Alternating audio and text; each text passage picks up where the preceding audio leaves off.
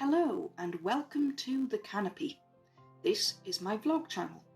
I'm Adara Spence, a chronically ill author, and my debut novel, Drawing Red, came out on the 1st of March 2024. If you like werewolves, vampires, space, artists and tree spirits, then check it out at www.adaraspence.com/books. One of my illnesses is chronic fatigue. So every now and then, you'll get a video like this one where I'm too tired to film myself. So instead, feel free to turn off the visuals and simply listen in the background. As per usual, captions are available, and a full transcript will be available on my website, link down in the description. I'll be talking about my emotional ride of publishing, what went better than I expected, and what I couldn't have never imagined happening.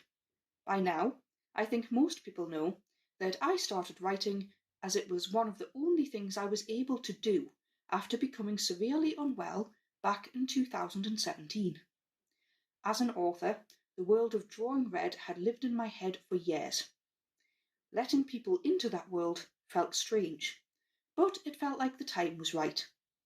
I'd been longlisted for a couple of writing awards, and just before Christmas, I'd bought myself a group of 10 ISBNs as a promise to myself that one day I was going to be published. Writing the first draft of the second book had stalled, and I realised I probably needed a break. By New Year's Eve, I was committed to a 1st of March book launch. I regained my drive and purpose and made a giant to-do list with a timeline. Thus began the emotional ride of publishing. Will people know about my work to buy it? What will ARC readers think? How do I market my novel without seeming too cheesy or intruding on people's social media timeline too much? My plan was somehow to target 5 different social medias and update my website as I went. So, no matter where people came across me, I was able to funnel people to my website so that way I could measure the traffic of engagement from different marketing techniques that I was deploying. Then the pre-order started to trickle in. First came the ebook sales, as that pre-order launched first. I was surprised at how few there were, assuming the digital books had taken over the world, especially with the rise of ebook first publishers sprouting up, especially in paranormal romance, which was my genre. I then had a short, sharp pre-order for the physical books, paperback and hardcover, which, having separate editions itself, was a choice. But I wanted to appeal to as many people as possible. Some people prefer discreet covers, and I respect that, so I figured my hardcover could fit that role. I was incapable of running a pre-order of the large print edition, so the figures I was keeping an eye on were for the paperbacks and hardcover. Although my books can be found everywhere, my printer Ingram Spark ran my pre-order for me, and I wasn't told how many sales were from each individual store or region beyond country.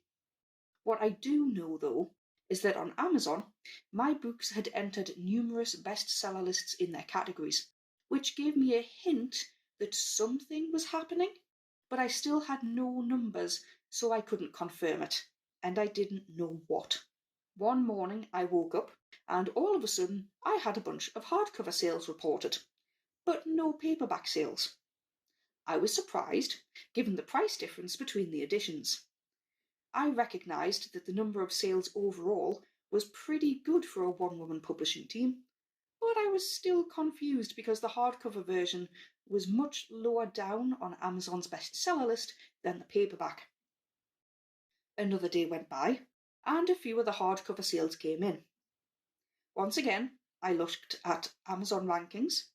My hardcover was in the top 50 in the listings, but my paperback had reached number 26 in the in-category ranks, and it had reached number 3 in the new bestsellers and upcoming bestsellers, and entered the top 10 in people's most wished-for lists in the categories. So something was rumbling behind the scenes. I just didn't know what. I distracted myself in the usual ways, by writing alternate descriptive text for my marketing materials as I made them, listening to audiobooks, playing Animal Crossing on the Nintendo Switch, and doing jigsaws. Then the next morning came, and the paperback figures had arrived. I almost fell through the floor. It explained how my books were so high up in the rankings, among traditionally published books that had 6 to 9 month pre-order times as opposed to my 10 days. Thought 1. Where had these people come from to put down money to buy my work? Thought number 2. Panic.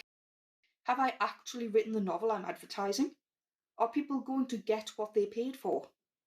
I reached out to a number of different people at that point. The consensus from other authors was that they felt the same thing every time they heard their sales figures. The consensus from my non-writer ARC friends: shut up, yes, you wrote the book you said you have, now pull yourself together. The tough love was well received. Then to address the where did these people come from question. Before starting to write my novel in 2019, I spent a year learning about writing craft and watching large amounts of authortube. Yes, I've been a lurker for that long. Anyway, one piece of advice that has always stuck with me from those early days was by the author and authortuber Alexa Dunn. She works in marketing and said hope is not a marketing strategy. The second thing is that soft selling a product, i.e. giving your audience something, then offering the main product as a side instead of hard selling it to them directly, was more beneficial in the long term. I'd done both. The hard sell came in the form of official reviews, a product photo shoot, and countdowns to build hype. But from the moment I signed up to Twitter in January 2019, asking people advice about plotting, I'd been soft selling my novel there for 5 years, offering my writing journey up with daily updates and comments about the book. People became just as invested in my journey as in my writing and the final product. They say it takes people 3 times to see something to remember it. I've been logging in there almost daily for over 5 years, so people will have seen it. From pitching competitions, answering people's questions, and asking other people questions about their work and replying in kind. I also have a feeling that some of the sales have come from simply being so high up in the rankings on Amazon. Pretty much the day after the release of my book, second-hand copies began to be sold online. For example, there was a $40 hardcover version of my novel in the US. I have no doubt that there are some businesses out there who simply buy books that there are hype about in hopes of reselling them on for profits. As for why the paperback sold so well, people do still appreciate a good-looking novel. And I also deployed something known as price anchoring. £8.99, the UK price, seems like quite a lot of money in comparison to, for example, the ebook sales. The ebook sales being £3.99, once again, in British pounds. However, you make that £8.99 seem much smaller by having a much pricier option. In my case, the hardcover. The hardcover, because of the extra materials including dust jacket, costs a fair bit more, including for postage because of the weight, so that drove the price of that up, which makes the price of the one in the middle seem much lower, and therefore the one that people should go for. I would say that the price anchoring definitely worked.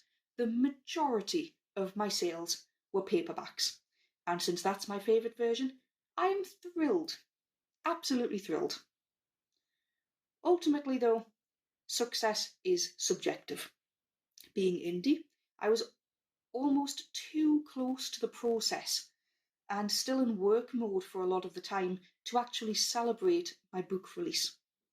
Instead of a launch party, I was working out what the best time of day was to update my website to say book now available after the US went to sleep, but not before the UK woke up.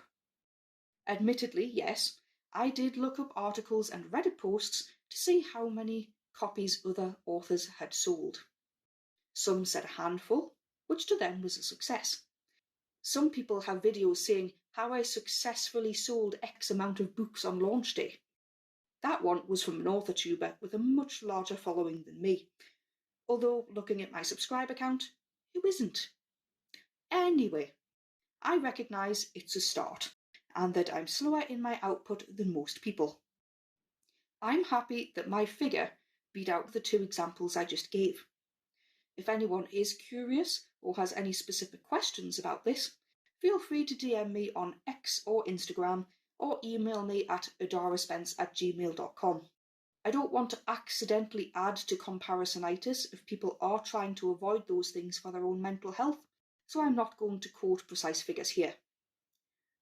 I was still looking at the situation with a marketing head on, to the point where I don't think I let myself, over this past month, enjoy the success. I saw traditionally published authors cry tears of joy when their opening my ARC videos came out, while I simply opened mine, examined it, and then made a giant to-do list of things to fix. I saw people show off book birthday cakes for launch parties. I didn't have a launch party. While I was stressing about marketing, and if last-minute changes to my novel would be made in time before orders came through, and Ingram Spark accidentally printed incorrect versions.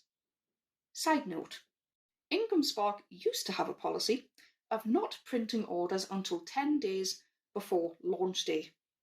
Now, they reserve the right to start printing as soon as they receive an order, including pre-orders, which caused me no end of stress after they prematurely launched my hardcover version.